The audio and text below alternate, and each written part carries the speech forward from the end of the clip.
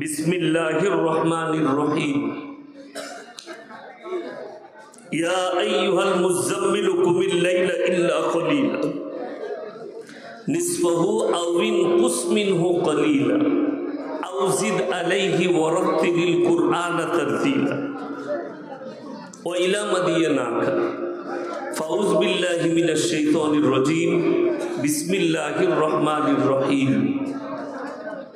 আরাআইতাল্লাযী ইউকাযযিবু বিদ্দীন ফাযালিকাল্লাযী ইয়াদুব্বুল ইয়াতীম ওয়া লা ইয়াহুদ্দু আলা তুআমিল মিসকিন ফাওয়াইলুল লিল মুসাল্লিন আল্লাযীনা হুম আন সালাতিহিম সাহুন আল্লাযীনা হুম ইউরাউনা ওয়া ইয়ামনাউনাল মাউন ইলা আখিরিল আয়াত।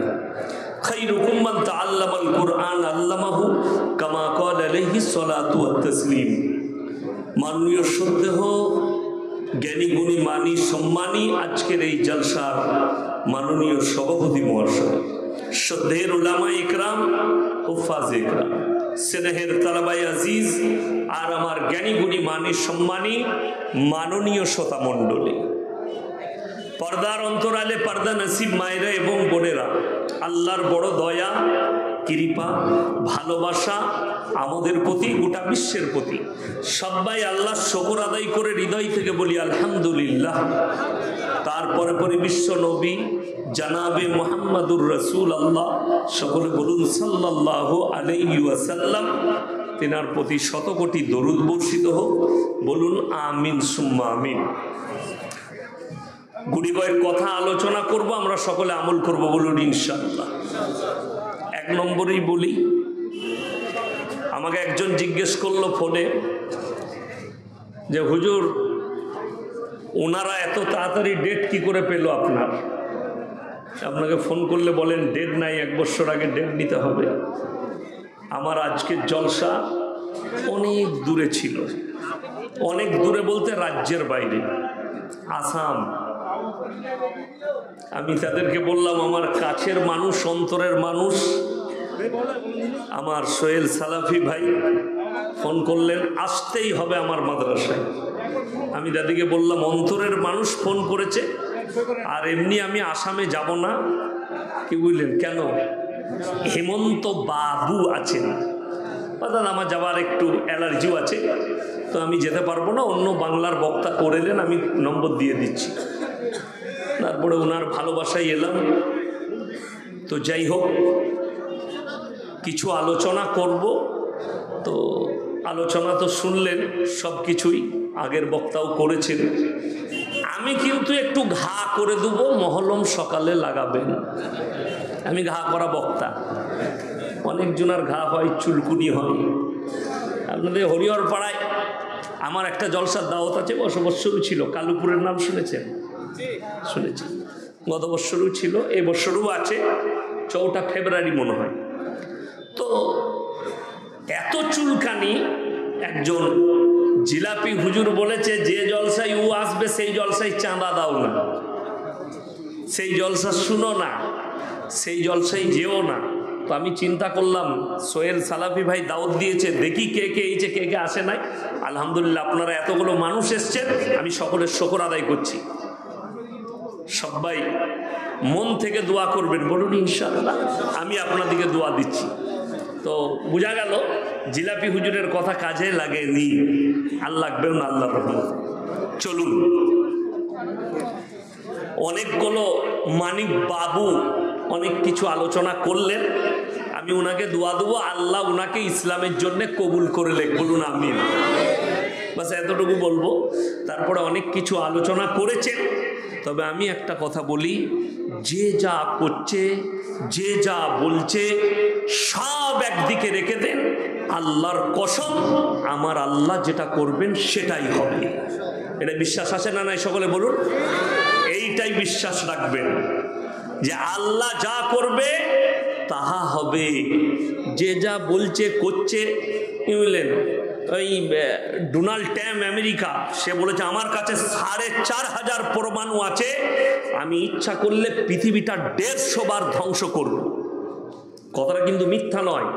4500 পরমাণু বোমা বর্তমানে যে পরমাণুগুলো আছে, এক একটা বোমা একটা করে কলকাতার মতো শহর উড়ে যাবে, পৃথিবীটা 150 বারই ধ্বংস করতে পারবে। কিন্তু আল্লাহর কসম করে বলছি, তোমার পরমাণু তোমাকে ধ্বংস না করে দেয়। যে খাল কাটে সে নিজের জন্য কাটে, লোকের জন্য না। অনেকজন দেখবেন লোকের জন্য গীবত করে, ধ্বংস করে, মানে ও কি করে ধ্বংস হয় চেষ্টা করে। কেউ যদি একটু ভালো হয়, কারো সম্মান হয়, কারো পয়সা হয়, পাশের লোকরা হিংসা করে, করে না ওর কি করে ক্ষতি করব। যারা ক্ষতি করতে যাচ্ছে তারা সব খালটা নিজের জন্য কাটছে। যখন খালে পড়বে তখন আল্লাহকে মনে পড়বে। তবে সবাই আজকে নিয়ত করুন, আমরা আল্লাহকে কেউ ভুলবো না, বলুন ইনশাআল্লাহ। ভালো মন্দ, কল্যাণ অকল্যাণ, হায়াত মত সবই আল্লাহর হাতে। মানুষ বিপদে পড়লে আল্লাহকে করটে করটে ডাকে, করটে করটে ডাকে। আল্লাহ কোরআনে বললেন বিপদে পড়লে মানুষ এমনি ডাকে না। কি বুঝলেন? যার একটু পয়সা হয়েছে, গায়ের শক্তি আছে, কি বুঝলেন, তার চলন আলাদা। চলা আলাদা নয়, মানে একটা দামি গাড়ি কিনেছে আর বেশ কোটি টাকার নতুন নতুন মালিক হয়েছে, তার হোটেলে খাবার স্টাইল আলাদা, চলা আলাদা, সব কিছু আলাদা, বদলে যায়। জমিনের ওপরে অহংকার করো না, লা ইয়াদখুলুল জান্নাতা কাত্তাতু। অহংকারী কোনোদিন জান্নাতে প্রবেশ করবে না। জমিন, আপনি আমি কে, কি আছে, আমাদেরকে যাদিকে দেখছেন স্টেজে উপবিষ্ট দামি দামি লোক যাদিকে দেখছেন, মানুষের ওয়াকাত কি আছে যে তারা অহংকার করবে জমিনে? আমরা যারা আছি কেউ জানতাম না আমরা যে আমার পরিবারে আমি জন্ম নেব। তোমার পরিবার জানতো না। আমি আল্লাহ পাঠাবার আগে দুনিয়াতে পরিবারে তোমার কোনো কালচার ছিল না। যদি বলেন কোরআনে কোথায় আছে? সূরা তাহার 29 পারা। হালাতা আলাল ইনসানি হিনুম মিনাদ দাহরি লাম ইয়াকুন শাইয়াম মাযকুরা। হে আমার নবী, এদিকে দুনিয়াতে পাঠাবার পূর্বে তোমাদের পরিবারের সমাজে তোমাদের কোনো কালচার ছিল না। আমি আল্লাহ পাঠিয়েছি একজন নারী একজন পুরুষ একত্রিত হয়ে এক ফোঁটা পানি খালি স্ত্রী জরাইতে নিক্ষেপ করেছ, বাকি সমস্ত কাজ আমি আল্লাহ করেছি। জোরে বলুন সুবহানাল্লাহ। তোমরা জমিনে কি করে অহংকার করো? যারাই অহংকার করছে আমার কাছে এই শক্তি আছে, আমি এ হ্যাঁ আমি ও হ্যাঁ, তোমাদের মতো কত মরদ দুনিয়া থেকে চলে গেছে। এখন যেদিকে দেখছেন মুর্শিদাবাদ জেলায় কেউ যদি বলে আমার মতো মরদ নাই, তোমাকে বলবো হাজারদুয়ারিতে গিয়ে নবাব সিরাজউদ্দৌলা যে তলোয়ার ব্যবহার করত, আপনার আমার মতো 4টা মরদ লাগবে তলোয়ার তুলতে। 50 কেজির ওপরে ওজন যে তলোয়ার নিয়ে নবাব একা যুদ্ধ করত। টিপু সুলতান হায়দ্রাবাদের জাদুঘরে রাখা আছে তার তলোয়ার, যে তলোয়ারটা ব্যবহার করত 1 কুইন্টালের ওপরে ওজন। তাইলে আল্লাহ কত শক্তি দিয়েছিল? তারা তো এক একটা যোদ্ধা ছিল। আপনি জানেন না, মুর্শিদাবাদকে মানুষ ছোট চোখে দেখে। তাদেরকে বলি পশ্চিমবাংলার অনেক লোক মুর্শিদাবাদের লোক জানে না। এই যারা যুবক আছো শিক্ষিত বলো, ভারতের প্রথম রাজধানীর নাম কি? আমরা আঁটি জানো? ভারতের প্রথম রাজধানীর নাম হচ্ছে কর্ণ সুবর্ণ। সেখানে একজন রাজা ছিলেন, রাজার নাম কর্ণ সুবর্ণ। তার নামে রেল স্টেশন তৈরি হয়েছে, এখনো তার বাড়িটা আছে, গিয়ে দেখে আসবেন কাল সকালে। এই ছোট ছোট ইটের বাড়ি জমিনের তলায় চলে গেছে, 2 ফুট 1 ফুট বেরিয়ে আছে। সরকার ব্যারিকেড দিয়ে ঘিরে দিয়েছে জায়গাটা। উত্তর পাড়া থেকে ঢুকে যাবে, যদুপুর নাম জায়গা, ওই যদুপুরের পাশে রাজা কর্ণ সুবর্ণ। ভারতের প্রথম রাজধানী হচ্ছে মুর্শিদাবাদ জেলা। জোরে বলুন সুবহানাল্লাহ। তারপরেও মুর্শিদাবাদের লোক জানে না। ওই জন্য জানেন, এই রাজাদের দেশ বলে আমি অন্য অন্য জায়গায় বলি, সব থেকে দানের হাত লম্বা বেশি মুর্শিদাবাদের মানুষের। আমাকে যদি মেদিনীপুর, হাওড়া, 24 পরগনা কোনো জায়গায় কেউ বলে যে হুজুর একটু আদায় করবেন, আমি বলি আমি আদায়কারী বক্তা নয়। আমাকে 24 পরগনা একজন বলে, আমি দেখলাম মুর্শিদাবাদে আপনি আদায় করছিলেন স্টেজে, মেয়েদের কানের নাকের খুলে নিয়েছেন, আর আপনি বলছেন আদায় করি না। আমি বলি, খ্যাপা, তোরা আলাদা তারা আলাদা, তোদের এইখানে আমার জুবানটা ছিঁড়ে বেরিয়ে গেলেও 10 টাকা দিবি না। আর তাদের কাছে চাইতে না চাইতে মায়েরা খুলে দেয়। আমার মুর্শিদাবাদের রেকর্ড আছে, খনিয়াপুকুর মাদ্রাসা, দৌলতাবাদ, 46টা নাককাঠি খুলে দিয়েছে মহিলারা আমার হাতে। একজন মা 2.5 ভরি সোনার চুর খুলে দিয়েছে। ওটা মুর্শিদাবাদ বলি সম্ভব, তা নাহলে অন্য জায়গায় হবে না। চলুন, আমি যে আলোচনা করতে চাইছি, আপনি কি নিয়ে অহংকার করেন? শক্তি নিয়ে। কোরআনে আছে, ইন্নাল ইনসানা খুলিকা হালুয়া, আমি মানুষকে অসহায় আর দুর্বল সৃষ্টি করেছি, মানুষ সবল নয়। মানুষের শক্তি নেই, মানুষ আমার কাছে দুর্বল। কেউ শারীরিক দিক দিয়ে, কেউ সামাজিক, কেউ অর্থনৈতিক, কেউ রাজনৈতিক, কেউ পারিবারিক, যে কোনো দিক দিয়ে একটা না একটা দুর্বলতা আমার থেকে শুরু করে সকলের আছে। আছে না নেই? বুকে হাত দিয়ে ভাবুন, বুঝতে পারবেন আপনার দুর্বলতা কি আছে। নিজে নিজে আমরা বুঝতে পারবো। তাতে রাজা হোক, বাদশা হোক, নেতা হোক, মন্ত্রী হোক, এমএলএ হোক, এমপি হোক, দুর্বলতা আছেই।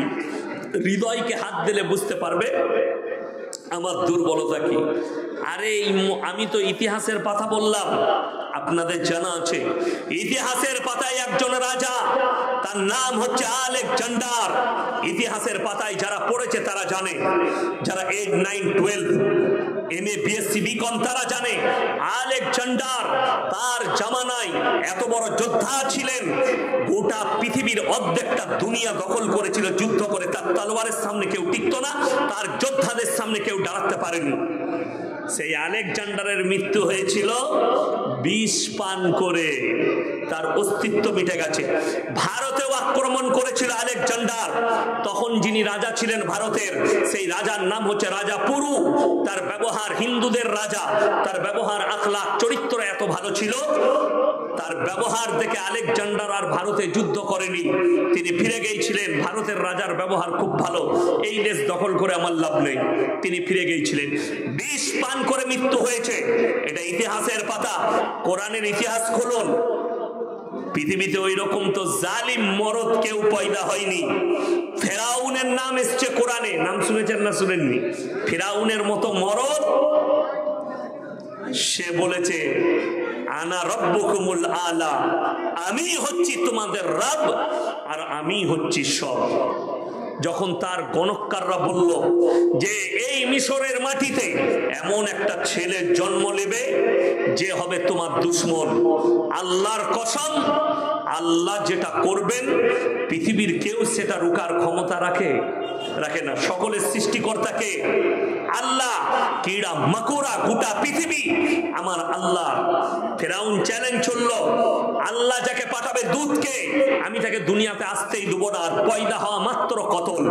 তার সৈন্য সামন্তকে হুকুম দিল, খবর লাগাও মিশরের মাটিতে যতগুলো মেয়ে আছে, গর্ভবতী মহিলা, তাদের বাচ্চা হলে খবর লাগাও, বেটা ছেলে হলে কতল করে দাও, মেয়ে হলে ছেড়ে দাও। লাখ লাখ নিরীহ শিশু কোলের বাচ্চাকে হত্যা করেছে ফেরাউন তার সৈন্য সামন্ত দিয়ে। আল্লাহর কসম, আল্লাহ যাকে রাখবেন পৃথিবীর কেউ তাকে মারতে পারবে না। আল্লাহকে চ্যালেঞ্জ। যখন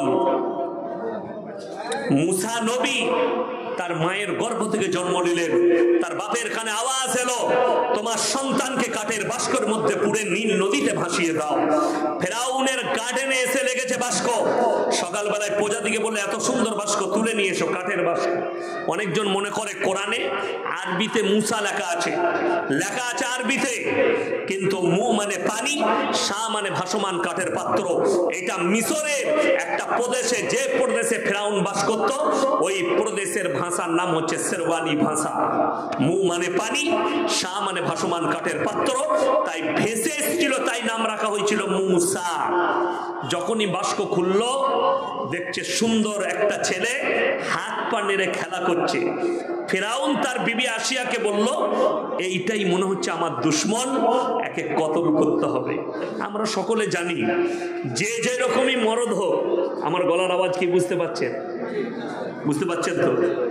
এইরকম অফিসার তার অফিসে, মাস্টার তার টেবিলে, যে যেখানে চাকরি করে, মর্দানকে আমরা বাইরে দেখাই, কিন্তু বিবির কাছে সব মাল ঠান্ডা।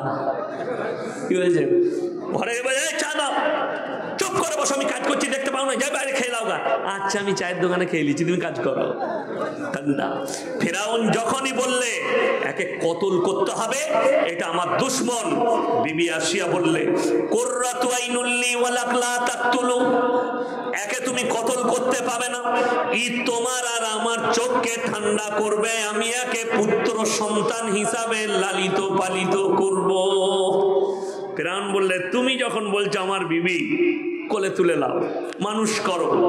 আল্লাহর কসম, আমার বলার উদ্দেশ্য মুসা নবীর ঘটনা নয়, অনেক শুনেছেন, ঘটনা নয়, আমি খালি বুঝাতে চাইছি।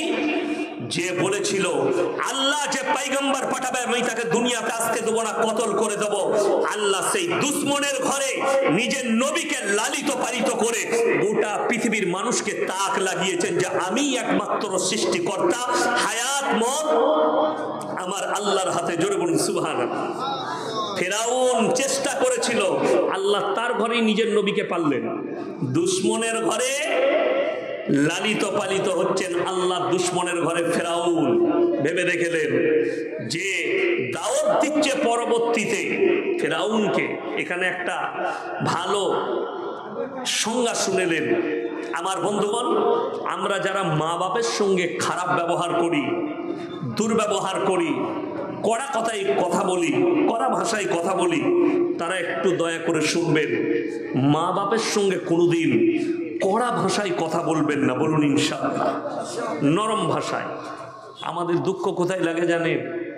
বেটা 5 বছরের ছেলে, বাপকে সকালবেলায় বাপ বাজারে যাবে, বহরমপুর যাবে কিংবা হরিহরপাড়া, গলাটা জড়িয়ে ধরে বললে, আব্বা আমার লেগে চকলেট আনবে। ঠিক আছে নিয়ে আসবো। বাবা চা খেতে লাগলো, আবার একবার পিঠে চেপে বললে, আব্বা আমার চকলেট আনবে কিন্তু। হয়ে গেল। আবার যখন বেরিয়ে যাচ্ছেন, আপনার বাইকের পেছনটা টিপে, আব্বা ভুলো না আমার চকলেট আনবে। আপনাকে আপনি 5 বার 10 বার বলেছেন, আপনার বাবা বিরক্ত হয়নি, গালে চুমু খেয়ে, ঠোঁটে চুমু খেয়ে বলেছে চিন্তা নাই আমি নিয়ে আসবো। সেই বাবা বুড়ো হয়ে গেছে, বিছানায়, আপনি যাচ্ছেন বাইক নিয়ে হরিহরপাড়া বাজার। বেটা কোথায় যাচ্ছ? বলে হরিহরপাড়া। আমার গ্যাসের ট্যাবলেটটা শেষ হয়ে গেছে, আনো তো। ঠিক আছে নিয়ে আসবো। হলো। আবার ছেলে চা খেতে বসেছে, বিবি চা দিয়েছে, আবার সেই বুড়ো বাপ বলছে, আব্বা ভুলো না গ্যাসের ট্যাবলেট আনবে। ঠিক আছে। এইদিকে ঘোরাঘুরি করে এরপরে বাইকটা স্টার্ট দেবে, বাবা বলছে, আব্দুর রহমান বাবা ভুলে যেও না ট্যাবলেটটা আনবে। তোমার কি হয়েছে বলো তো? এতবার বলতে হয় নাকি? একবার বলেছো তো, আবার কি? ঠিক বললাম না ভুল বললাম? এ কত বড় নেমক হারাম! তুমি 10 বার বলেছ, তোমার বাপ বিরক্ত হয়নি, বিদ্ধ হয়ে গেছে। কোরআনে আছে, মানুষ যখন বার্ধক্যে চলে যায়, খেয়ে বলে খাই নাই, শুয়ে বলে সই নাই। আমি আমার চোখে দেখেছি, আমার নানি আমাদের বাড়িতে থাকতেন, তো আমার মা ভাত দিয়েছে, যখনই মাদ্রাসা থেকে আব্বাজি আসতেন তখন বলতো, আমাকে ভাত দিল না তো। আমি এখনো ভাত খাই নাই, কিন্তু আমরা দেখলাম আমাদের সাথেই ভাত খেলো। নামাজ পড়েছে, আসরের নামাজ হয়ে গেছে, আবার দেখছি নিয়ত বেঁধেছে। মা বলতো, তুমি যে এখনই নামাজ পড়লে? বলে, না না ভুল বলছিস তোরা, আমি কই নামাজ পড়লাম। এটা কিন্তু তার দোষ নয়, এটা পার্থক্য। কোরআন বলছে এই কথা যে মানুষ খেয়ে বলবে খাই নাই, শুয়ে বলবে সই নাই। বাবার সঙ্গে নরম, মায়ের সঙ্গে নরম। কেন জানেন? ফেরাউনের মতো নেমক হারাম যে আল্লাহ দাবি করেছে। মুসা নবী দাওয়াত দিতে যাচ্ছেন, আল্লাহকে বললেন, আল্লাহ যে আল্লাহ দাবি করেছে তাকে আমি দাওয়াত কি করে দেবো? আমার আল্লাহ শিখিয়ে দিচ্ছেন, তাকে দাওয়াত দিলে কুলু কাউলাল লাইয়িনা, নরম করে বলবে, বিনয়ী ভাবে বলবে, ভালো ভাষায় বলবে, কড়া কথা বলো না। যেহেতু তোমাকে বেটা হিসাবে রাজপ্রাসাদের লালিত পালিত করেছে। আমার বন্ধুগণ, আল্লাহ একজন আল্লাহ দাবি করনে वाला কাফেরকে, বেঈমানকে, নেমক হারামকে দাওয়াত দিতে পাঠাচ্ছেন। তারপরও আল্লাহ নবীকে অর্ডার করছে তার সঙ্গে নরম ব্যবহার করবে, নম্র ব্যবহার করবে। আমাদের দেশের অনেক ছেলে আছে, বাপকে ভাত দিতে হবে বলে অনেকজন বাহানা দেয়, আমার বাপ নামাজ পড়ে না বলে আমি বাপকে দেখি না, বলে না, বলে না। এর নাম হচ্ছে ফাইন কানা লাকুম কাইদুন ফাকিদুন, কায়দা। এটা মৌলবীকে বুঝাবার কায়দা, আল্লাহকে কি করে বুঝাবে? তোমার বাপ, তুমি দাওয়াত দাও, সকলে বলুন হিদায়েতের মালিককে। তাহলে তুমি কে তোমার বাপের সঙ্গে দুর্ব্যবহার করা? তোমার দায়িত্ব তোমার বাপকে দাওয়াত দেবে বারবার, তোমার বাপকে বলবে বারবার যে আব্বা নামাজ না পড়লে কিন্তু গুনাহ হবে, নামাজ না পড়লে তুমি আর মুসলমান থাকবে না, নামাজ না পড়লে জাহান্নামে যেতে হবে। এই দাওয়াত দেবার দায়িত্ব তোমার।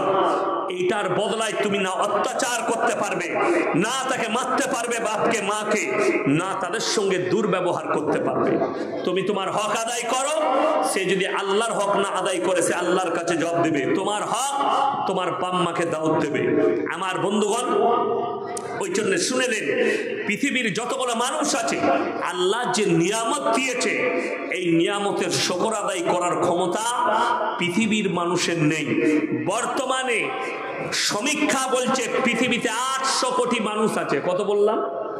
800। তার মধ্যে 250 কোটি মুসলমান। এই 800 কোটি মানুষ তারা যদি এক কাছে হয়ে শুকর আদায় করার চেষ্টা করে, আমার আল্লাহ কোরআনে বললেন যে যদি মনে করে আমরা শুকর আদায় করব, আল্লাহর প্রশংসা করে শেষ করে দেব। সকলে একবার আল্লাহর প্রশংসা করে বলুন আলহামদুলিল্লাহ। এটা আল্লাহর প্রশংসা, শুকর আদায় করলেন। যদি মনে করে যে আমরা আমার জিন্দেগি থাকতে কিয়ামতের সকাল পর্যন্ত আমরা সিজদায় পড়ে আল্লাহর শুকর আদায় করব, আল্লাহর প্রশংসা করে শেষ করে দেব, কোরআনকে জিজ্ঞেস করুন কোন সূরা? সূরা কাহাফ। কোন সূরা বললাম?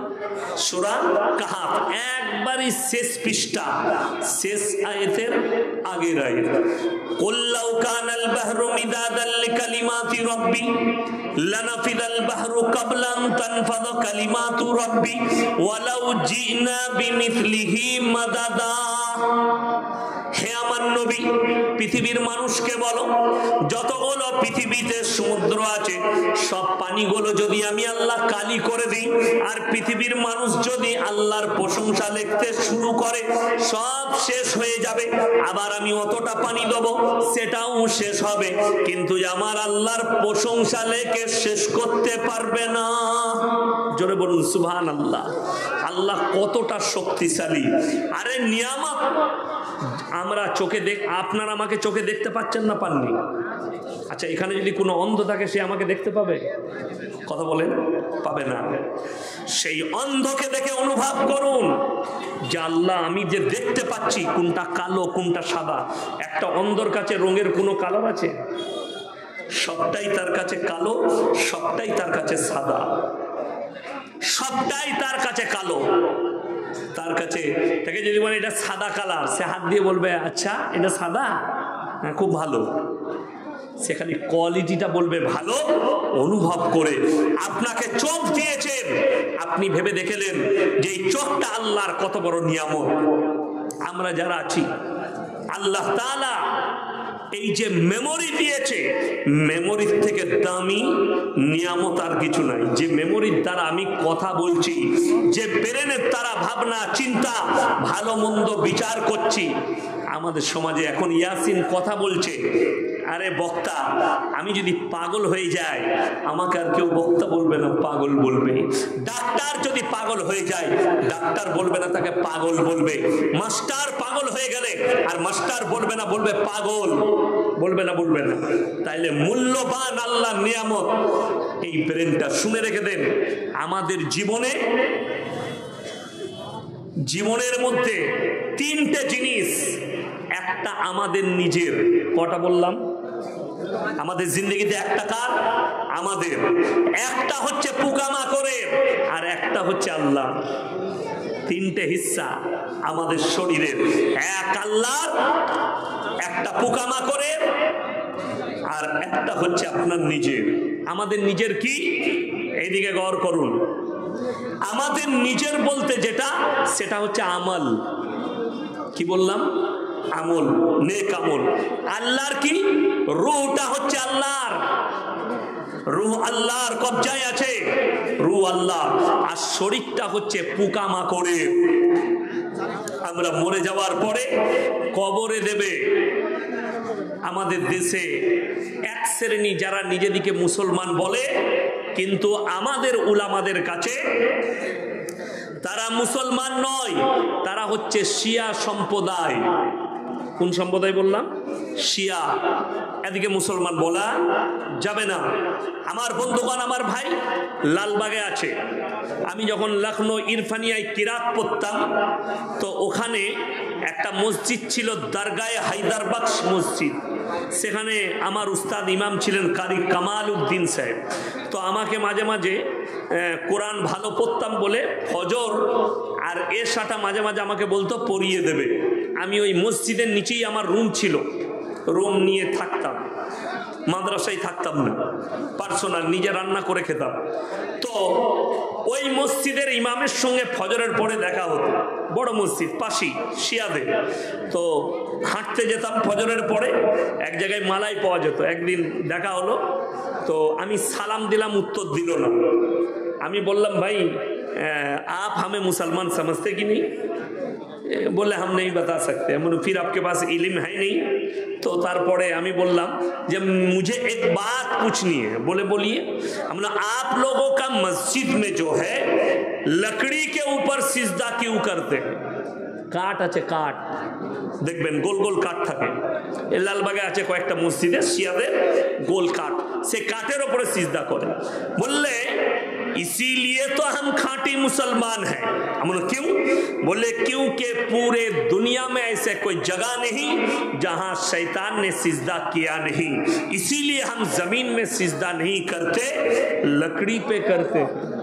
আমি বললাম बड़ी अच्छी बात है, लेकिन अब जब मर जाते हैं तो आपको कहां पे दफन किया जाता है? कदर बुझते पारेंगे? अब मर जाते हैं, मिट्टी में सिजदा किया, इसीलिए अब लकड़ी पे सिजदा करते हैं।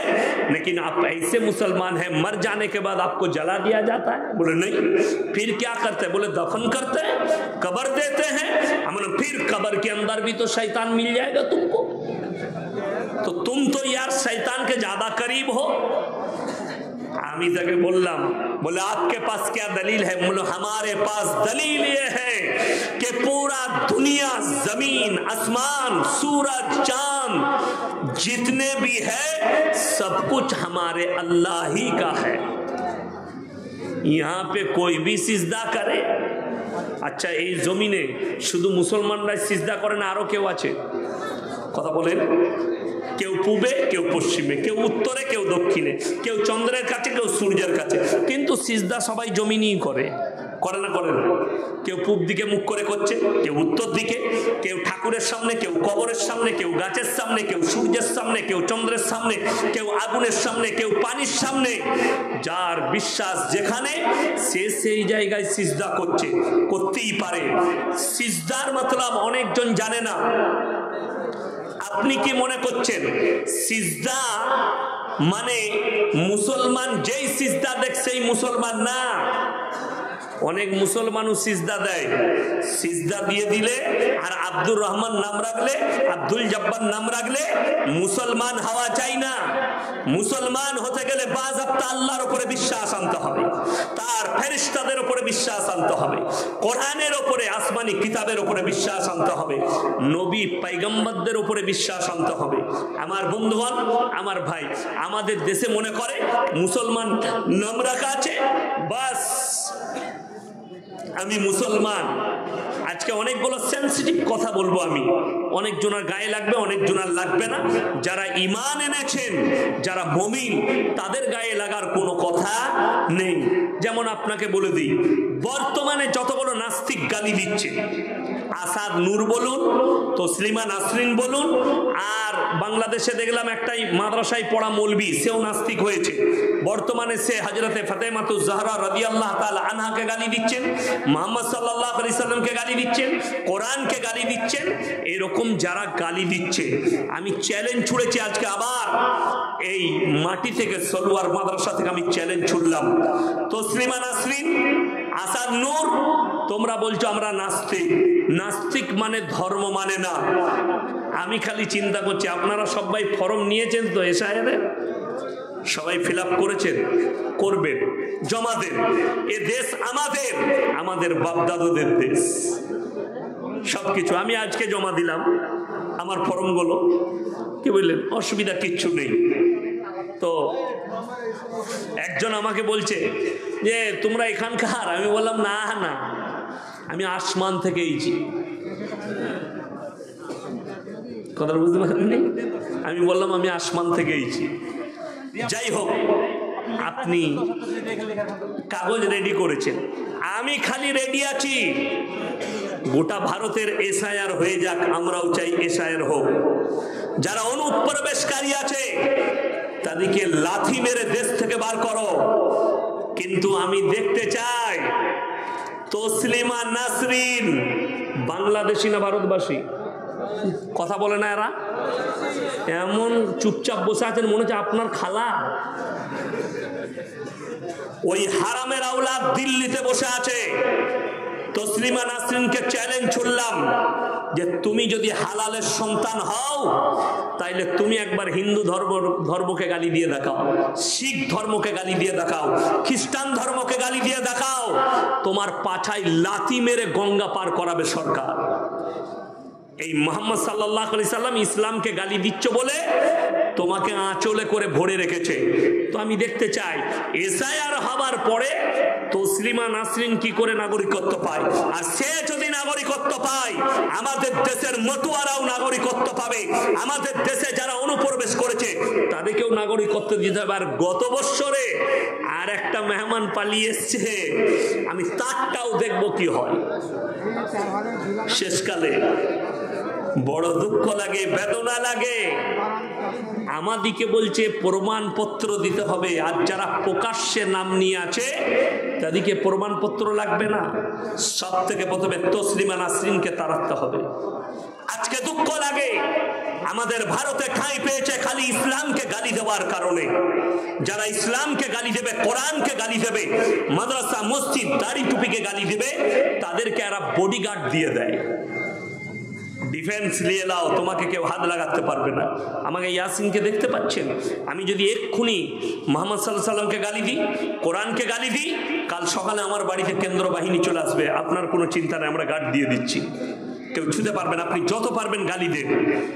আরে ভাই, তসলিমা নাসরিনকে বলবো যে তুমি মনে করছো তোমাকে কেউ সুরক্ষা দিয়ে রেখেছে, আল্লাহর কসম পৃথিবীর যেই হোক রাজা বাদশা, যারাই রাষ্ট্রপতি হোক আর যেই হোক, যত বডিগার্ড থাকবে থাক, কিন্তু যখন মালাকুল মউত আসবে তোমার কোনো বাপের বেটা বডিগার্ড আর তোমার রেহাই দিবে না। কোরআন খুলেন, ওয়ালাউলা ইজা বালাগাতিল হুলকুম আনতুম হিনা ইযিন তানজুরুন। যারা মুমিন আছেন তারা স্মরণ করবেন, আমি আল্লাহ যখন হুকুম দেব আমার ফেরেশতারা তোমার শরীরে ডুব মেরে ওয়ান্নাজিয়াতি গরকা, গরকা মানে হচ্ছে ডুব মারা। আমি আল্লাহ যখন হুকুম দেব তোমাদের শরীরে প্রবেশ করবে আমার ফেরেশতা, আর ডুব মেরে তোমার আত্মাকে, তোমার রূহকে টেনে নিয়ে এই হালাকে নিয়ে আসবে। ওয়ালাউলা ইজা বালাগাতিল হুলকুম, এই হুলকুমে যখন টানা হবে আনতুম হিনাইজিন তানজুরুন, তুমি তখন বিছানায় শুয়ে পড়বে, তুমি খালি তাকিয়ে দেখবে, ভ্যাল ভ্যাল করে তোমার আত্মীয় স্বজন আছে, তাছাড়া তোমার বলার ক্ষমতা কেড়ে দেওয়া হবে, তাছাড়া তোমার কোনো উপায় থাকবে না। আরে কে ফুটানি করছে পৃথিবীতে আপনি বলুন তো? এই পায়ের নখ থেকে মাথা পর্যন্ত এমন কোনো পার্স নেই যে পার্সের ডাক্তার বহরমপুরে নেই। ঠিক বললাম না ভুল বললাম? সব পার্সের ডাক্তার আছে। কেউ বুক ফাটছে, কেউ পিঠ ফাটছে। এখন হাটের সব থেকে বড় পশ্চিমবাংলায় হসপিটালের নাম হচ্ছে দুর্গাপুর, আমার বাড়ির কাছে দুর্গাপুর মিশন হসপিটাল, এটা হাটের সব থেকে বড়। তারপরে হচ্ছে বর্ধমান অনাময়, বর্ধমানে আর একটা হয়েছে আহাদ নার্সিংহোম, ডাক্তার সিরাজুল ইসলাম সিরাজ, খুব বড় হাটের ডাক্তার, দিনদার মানুষ, নামাজি মুসল্লি মানুষ, খুব ভালো ডাক্তার। এই তিনটে বড় হাটের ডাক্তার, ইনারা রোজ হাটের রুগী পাচ্ছেন। কেউ কিডনির অপারেশন, কেউ ব্রেনের অপারেশন, কেউ পায়ের, কেউ পিঠের। তাদেরকে জিজ্ঞেস করুন এক কাছে করে, স্যার এতগুলো তো রুগী পাচ্ছেন, রুগীদের মধ্যে আল্লাহ রুহটাকে কোথায় রেখেছে? কোনো ডাক্তার বলতে পেরেছে? এই ডাক্তার কটা পাগল হয়ে যাবে, আন্ডার প্যান্ট পরে বহরমপুর টাউনে গু ঘেটে বেড়াবে ড্রেনে, ওই মালটা খুঁজে পাবে না। ওই মালের মালিক কে? আল্লাহ। সমস্ত কিছুর রূহ আল্লাহর কবজায়। যতগুলো চান্দার আছে তাদের রূহ আল্লাহর কবজায়। আমার নবী, বিশ্ব নবী আল্লাহকে বললেন, ইয়াসআলুনাকা ইয়ানির রূহ, ওগো আল্লাহর রূহটা কি? আমার আল্লাহ উত্তর দিচ্ছেন, কুলির রূহু মিন আমরি, রূহ হচ্ছে আল্লাহর হুকুম। আমি বলবো চলে যা, চলে যাবে, আমি বলবো চলে আয়, ফিরে আসবে। আমার বন্ধুগণ সবাই বলুন আজ থেকে আমরা মুমিন হব, জোরে বলুন ইনশাআল্লাহ। আর মুমিন হতে গেলে জীবনে যদি জিন্দগিটাকে জান্নাতওয়ালা জিন্দগি বানাতে চান, তিনটে মারাত্মক পাপ থেকে নিজেদেরকে হেফাজত করবেন। কটা বললাম বাবা? তিনটে। তার মধ্যে নাম্বার 1 হচ্ছে শিরকের পাপ। বর্তমানে জানেন নবীজি সাল্লাল্লাহু আলাইহি সাল্লামের হাদিস, আখরি জামানায় আমার এক শ্রেণীর উম্মতি তারা মুশরিক কাফের হয়ে যাবে। যদি বলেন কেমন করে? আপনারা সাধারণ লোক তো অনেক দূরের কথা, আমাদের মতো বহু মৌলবীর ইমানকে ধ্বংস করে দিচ্ছে বেঈমান কাফেররা। কি করে? চেয়ারের জন্যে, পয়সার জন্যে, স্বার্থের জন্যে আমাদের ইমান ধ্বংস করা হচ্ছে। তার কয়েকটা আমি প্রুফ দেব। বর্তমানে আমাদের সমাজে একটা ভাষা বেরিয়েছে, মারাত্মক দামি, ধর্ম যার যার উৎসব সবার। এই ভাষাটা কোন বাপের বেটা পশ্চিম বাংলার মোল্লা মুফতি মুহাদ্দিস যদি বলতে পারে, এটা হাদিস মুতাবিক কথা, এটা কোরআন মুতাবিক কথা, এটা শরীয়ত সম্মত কথা, আমি ইয়াসিন সমাজের বুকে আর জীবনে কথা বলবো না। এখানে এতগুলো আলেম বসে আছেন, একজন বলে দেখ না ধর্ম যার যার উৎসব সবার, এটা শরীয়তি ভাষা, এটা কোরআন হাদিস মোতাবিক ভাষা। আর আমি চ্যালেঞ্জ ছুড়ে বললাম, এটা ইসলাম বিরোধী, এটা কোরআন বিরোধী, এটা শরীয়ত বিরোধী। অনেক মুসলমান শিক্ষিত যারা নেতা আছেন, নেত্রী আছেন, তারা মনে মনে ভাববেন, আরে ইয়াসিন ভাই আপনি তো আমাদের মধ্যে বিভেদ সৃষ্টি করছেন হিন্দু মুসলিমের মধ্যে, তুমি সম্প্রীতি বুঝতে পারোনি। যদি ধর্ম যার যার উৎসব সবার এই কথা যদি মানতে হয় আমাদের মতো মৌলবীকে, আর এটা যদি সত্য হয়, তাইলে আমি বলবো কুরবানির সময় কেন এই কথা বলো না? কথাটা বুঝে আসেনি? কুরবানি তো উৎসব আমাদের, তাইলে যারা বলছে তাদেরকে দাওয়াত দেবো। তোমার যতগুলো অমুসলিম বন্ধু আছে আমার বাড়িতে দাওয়াত, আমি 2টো ষাঁড় জবাই করবো, 1 বাটি করে খাওয়াবো। আমার বন্ধুগণ আপনি বলবেন হুজুর আপনি তো অন্য ধর্মের মানুষকে আঘাত করছেন। এক্স্যাক্টলি 100% সত্য কথা। ইসলাম কেউকে আঘাত করা শেখায়নি। যেমন আমি কুরবানিতে দাওয়াত দিলে তার ধর্মে আঘাত আনা হবে, যেমন কুরবানিতে তাদেরকে ডাকলে তার ধর্মে আঘাত আনা হবে, ওই রকমই এক্স্যাক্টলি আল্লাহর কাছে পৃথিবীতে যতগুলো পাপ আছে সব থেকে নিকৃষ্ট পাপের নাম হচ্ছে শিরকের পাপ। ইন্না শিরকা লাযুলমুন আযীম। সব গুনাহ আল্লাহ ইচ্ছা করলে ক্ষমা করবেন, কেউ কেউ যদি জেনে বুঝে শিরকের পাপ করে আল্লাহ সে পাপ ক্ষমা করবে না। আজকে মুসলমান দুর্গা উৎসবে যাচ্ছে, বলছে এটা সম্প্রীতি। মুসলমান দীপাবলির উৎসবে, আরে আপনারা তো দূরের কথা, এই পশ্চিম বাংলার দুটো জেলার দুটো মৌলবি, আমি নাম উচ্চারণ করব না, একটা মুর্শিদাবাদ জেলার বক্তা, দীপাবলির গানের অনুষ্ঠান হচ্ছে, হুজুর সাহেব দাঁড়িয়ে আছেন, গান শুনছেন মহিলার পাশে, আর স্টেজে গান চলছে, জানি না কে। এইরকম সমাজে যতদিন এই আলেমগুলোই হবে জাহান্নামের খোরাক। বীরভূম ডিস্ট্রিক্টে নামের আগে লাগানো আছে মুফতি, নামের পরে লাগানো আছে পীর, এবং নামের শেষে লাগানো আছে কাসমি। কাসমি মানে দেওবন্দ থেকে পড়া। তার শেষে লাগানো আছে জমিয়তের অমুক দায়িত্বে আছেন। তিনাকে দেখছি দীপাবলির উৎসবে বলছে আপনারা মায়ের আশীর্বাদ নেবেন, মায়ের আশীর্বাদে ভালো থাকবেন, মা আপনাদিকে ভালো করুক, মা আপনার মঙ্গল করুক। এই মৌলবীকে সঙ্গে সঙ্গে ঈমান ধ্বংস হয়ে গেছে।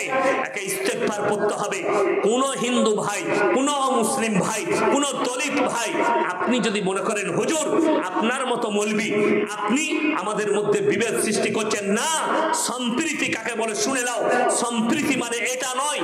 আল্লাহর কাছে কোরআন শুনে নেন। যারা আছেন শিক্ষিত জ্ঞানী গুণী, যাদের ব্রেনে আমার এই ভাষা আঘাত লাগছে, অন্তর থেকে বলবো কোরআনের ভাষাটা শুনে নেন। লাউ কানা ফীহিমা আলিয়াতুন ইল্লাল্লাহু লাফাসাদাতা। আমি আল্লাহ ছাড়া যদি পৃথিবীতে আর একটা আল্লাহ হতো, পৃথিবীতে মারামারি আর বিভ্রাট সৃষ্টি হতো। আমি আল্লাহ ছাড়া পৃথিবীতে দ্বিতীয় কোনো মালিক নেই। একটা উদাহরণ দিচ্ছি। আপনাদের মুর্শিদাবাদ জেলায় আজ থেকে 4-5 বছর আগে মনে হয়, সালটা আমার মনে নেই, কিন্তু মনে আছে ফজরের পরে দৌলতাবাদের বালির ঘাটে একটা বাস পড়েছিল, মনে আছে? 44 জন মারা গিয়েছিল। সেই দিনেও আমি করিমপুরে জলসা করেছি, যেদিনে বাস পড়েছে সেই দিনেও আমার দৌলতাবাদে জলসা ছিল। 44 জন। সেখানে হিন্দু মুসলিম সব ছিল, ছিল না? ছিল না? হিন্দু মুসলিম সব ধর্মের মানুষ ছিল। আচ্ছা, ভগবান বলে হলো আমার মালগুলো বার করলি, আল্লাহর গুলো মরুক? আল্লাহ বলেছিল আমার গুলো বার করলি, ভগবানের গুলো মরুক? কেন?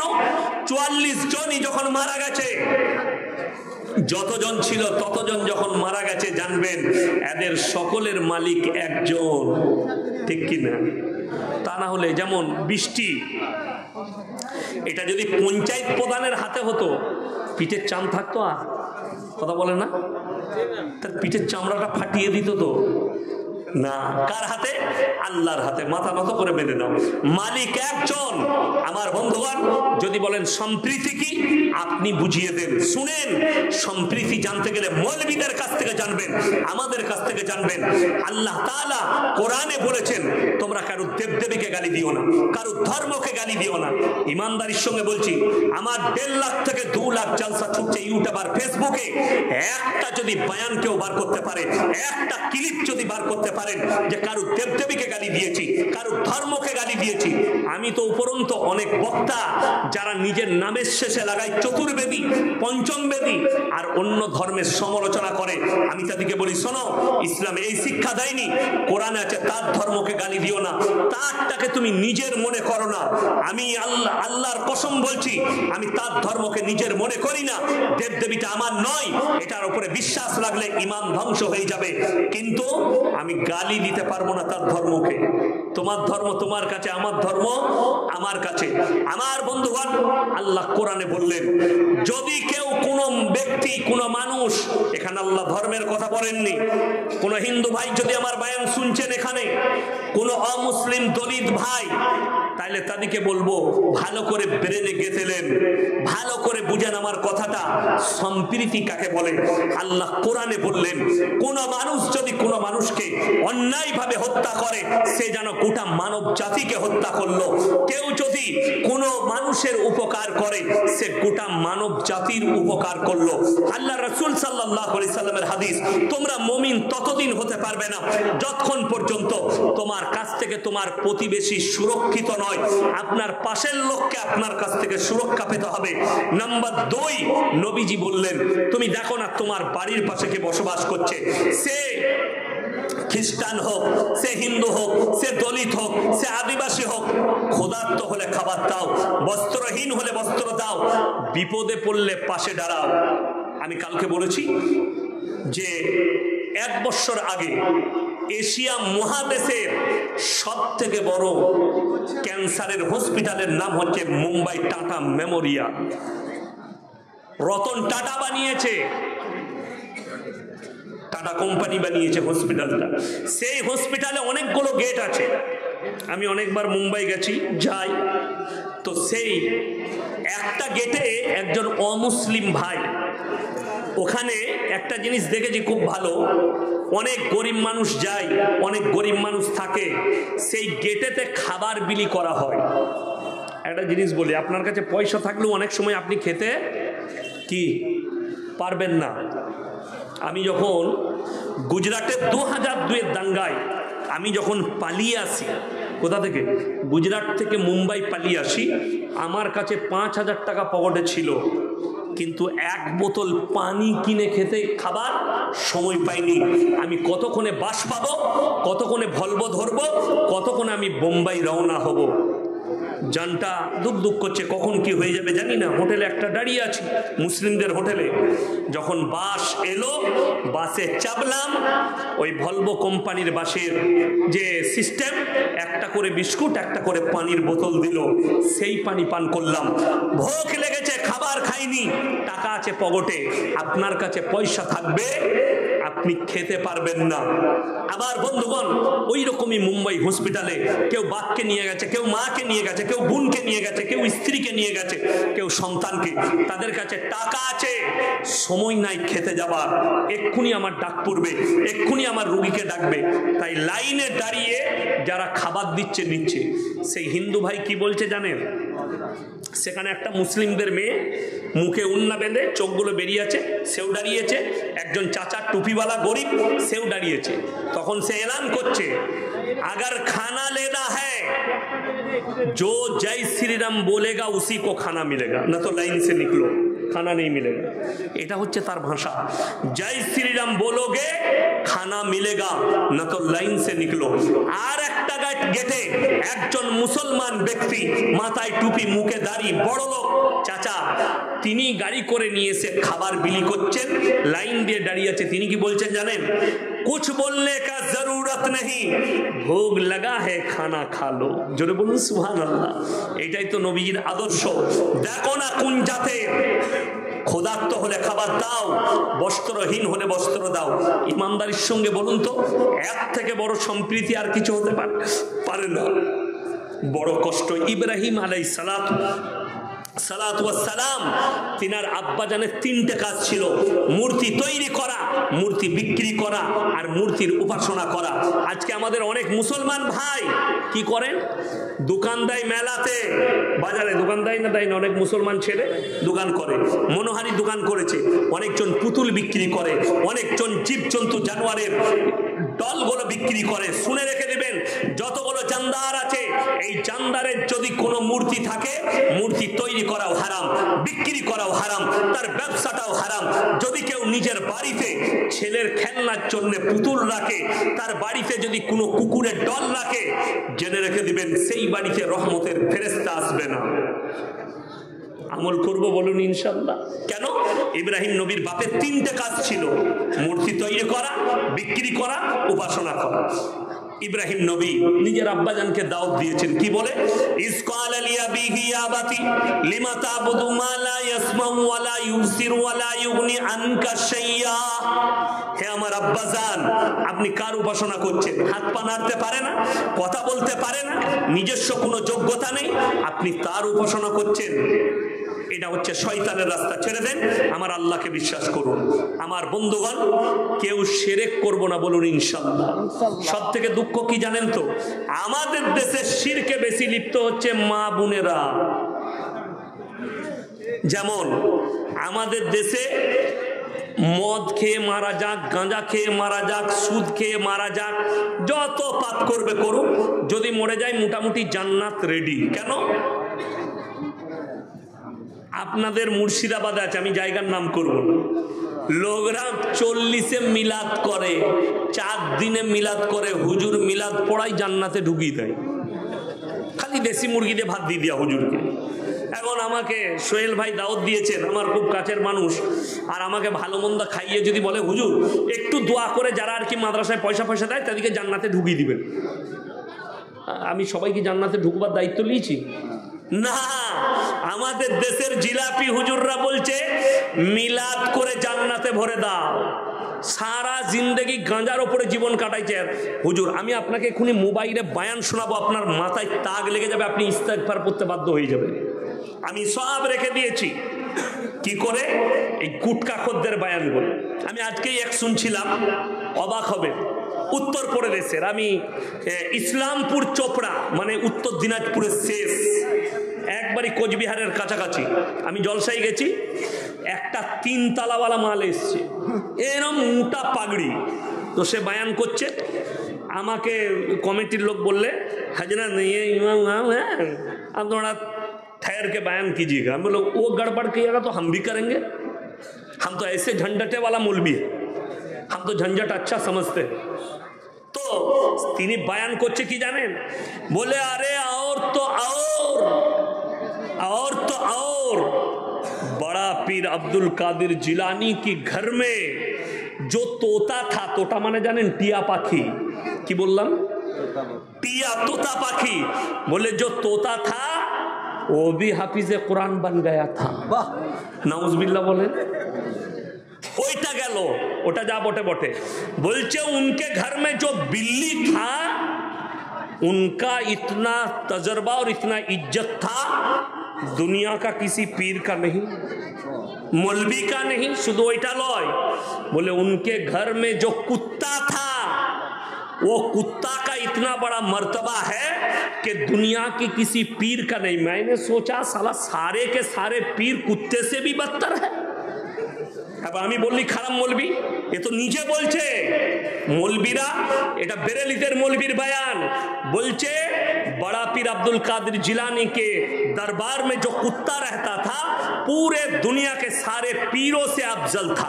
अब सारे पीर कुत्ते से भी बदतर है, ये हमारा बात नहीं, तुम्हारा मौलवी का बात है। শুধু এটা নয়, আকীদা কিভাবে নষ্ট হচ্ছে বলে দিই, কানে হাত লাগিয়ে, কি বুঝলেন, গুটকাখোর আমার ভাইরা মায়েরা বড় না, আরে 3 কিলোমিটার টান মারছে, কি বুঝলেন, 24 পরগনা পর্যন্ত আসে। আমার মা বাবা নিনা কানে হাত লাগিয়ে, কি বুঝলেন, দিয়ে বড় পীর আব্দুল কাদের জিলানী এত বড় পীর ছিলেন, তিনি কোনোদিন কাবাঘর তাওয়াফ করতে যাননি, কাবাঘর তার ঘরে তাওয়াফ করতে আসতো। নাউজুবিল্লাহ বলেন। আমি খালি চিন্তা করি আল্লাহ এই ঘটনা এরা পেলে কি করে। আমি চ্যালেঞ্জ দায়িত্ব নিয়ে বলছি, বাই ক্যামেরা বলছি, আজকের দিনে যদি আব্দুল কাদের জিলানী রহমতুল্লাহ আলাইহি জীবিত থাকতেন, এই হারামখোর কটাকে কাফের বলে ফতোয়া দিত। তার উপরে যা মিথ্যাচার করেছে এরা, আমি চ্যালেঞ্জ ছুড়েছি গোটা বেরেলি সমাজকে নয়, দেওবান্দ, বেরেলি, আহলে হাদিস, ফুরফুরা, আজানগাছি, হরহরে, লল্লরে, তালতলা, বেলতলা, খেজুরতলা, শেওড়াতলা, মলয় বাবা, খেপা বাবা, আচমকো বাবা, সবাইকে এক কাছে করুন। একটা যদি খাজা মঈনুদ্দিন চিশতি রহমতুল্লাহ আলাইহির বই দেখাতে পারে, তিনি বলে গিয়েছেন আমি মরে যাওয়ার পরে আমার মাজার বানাবি, আমার কবরে চাদর চড়াবি, আমার কবরে সিজদা দিবি, আমার কবরে ভালো মন্দ চাইবি, আমি ইয়াসিন সমাজের বুকে আর কথা রাখবো না। ইমানদারির সঙ্গে বলুন, আমি বেঁচে আছি না নাই, কথা বলে না এরা, আমি বেঁচে আছি, কথা বলছি মানে বেঁচে আছি। এখন সোহেল ভাই যদি বলে ইয়াসিন ভাই 100 টাকা দাও, আমি পকেট থেকে বার করে দিতে পারবো না, কথা বলে না, পারবো। আচ্ছা আমি যদি মরে যাই চাইলে পারবো দিতে, পারবো না। আমাদের দেশের লোক এটা বুঝতে পেরেছে, ইয়াসিন ভাই মারা গেলে আর দিবার ক্ষমতা নাই, তাহলে আমার কবরে চাইবি কি করে, কথাটা বুঝাতে পারলাম না, পারলাম না। আমি যখন মারা গেছি না, সব থেকে বড় দুঃখ কি লাগে জানেন, এই আপনাদের মুর্শিদাবাদের একটা জাহেল মুফতি আছে, জাহেল, কি বুঝলেন, না না জুবের না কি নাম, জুবের, এরা কত বড় মিথ্যাবাদী হয় বলে দিই।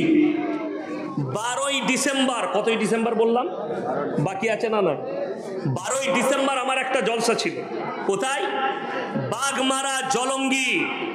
আমার মোবাইলে রেকর্ডিং আছে কমিটির লোকে, সে দেখলাম 1 সপ্তাহ আগে বলেছে।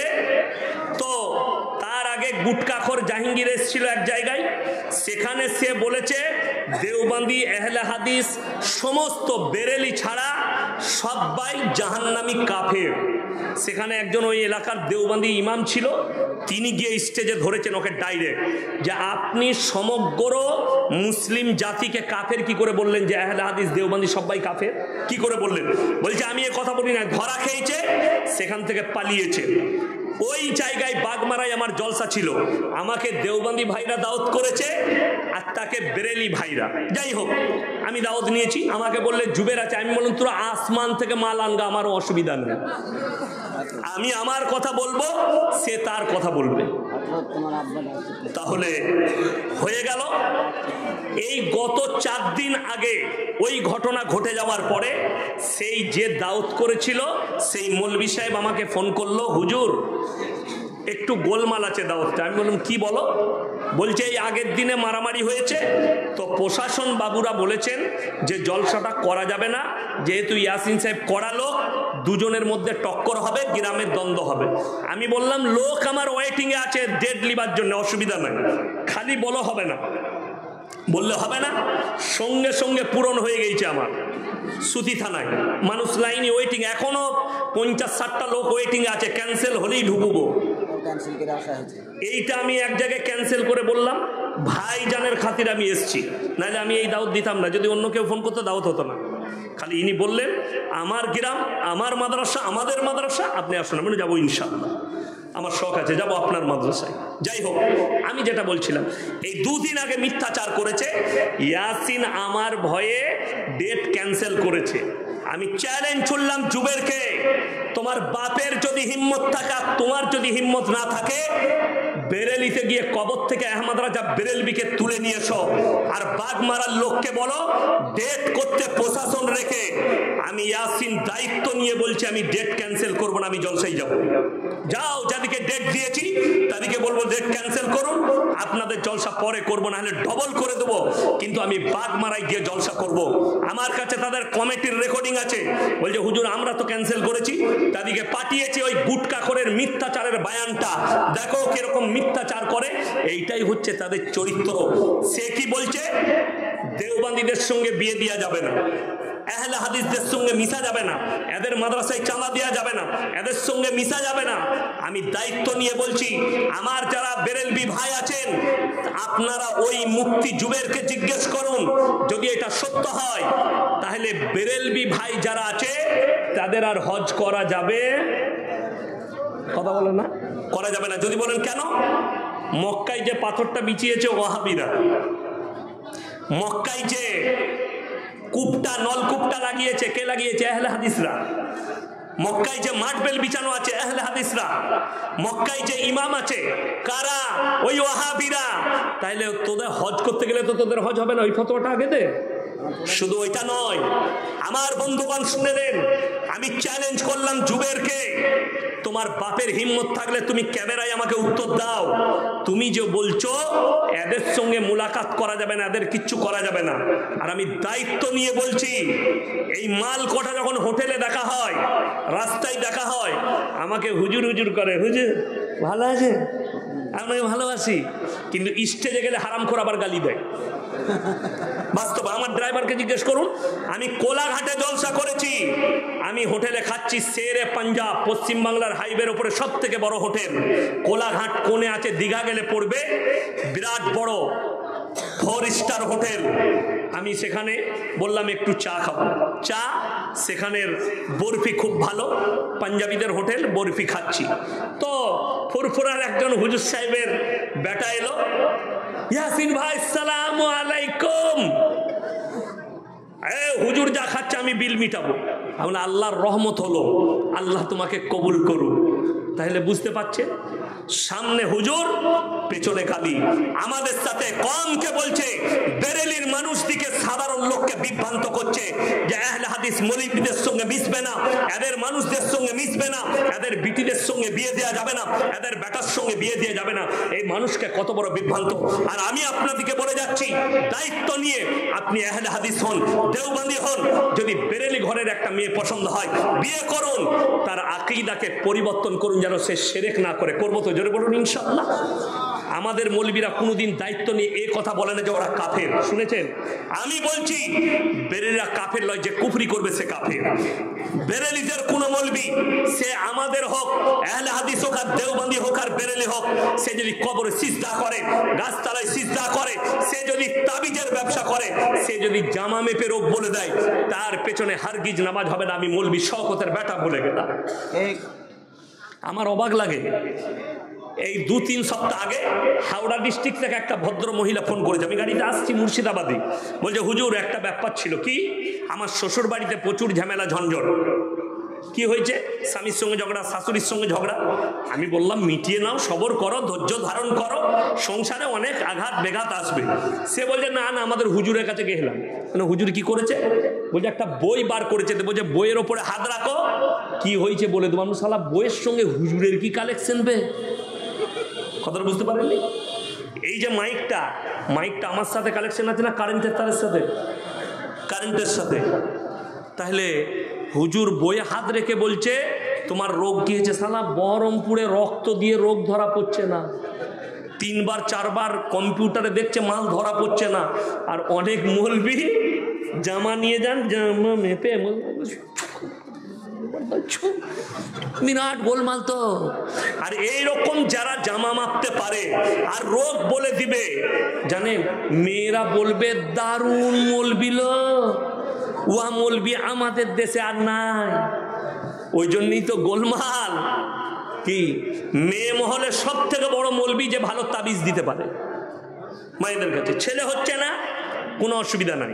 আমাদের দেশে আপনাদের মুর্শিদাবাদের এক হুজুর বলেছে, মায়েরা যদি আপনার বাচ্চা না হয়, 2 বছর 3 বছর বাচ্চা হয়নি, চলে যান পাথর চাবড়ি মাজারে 3 দিন থাকবেন, ছেলে হয়ে যাবে বাবা।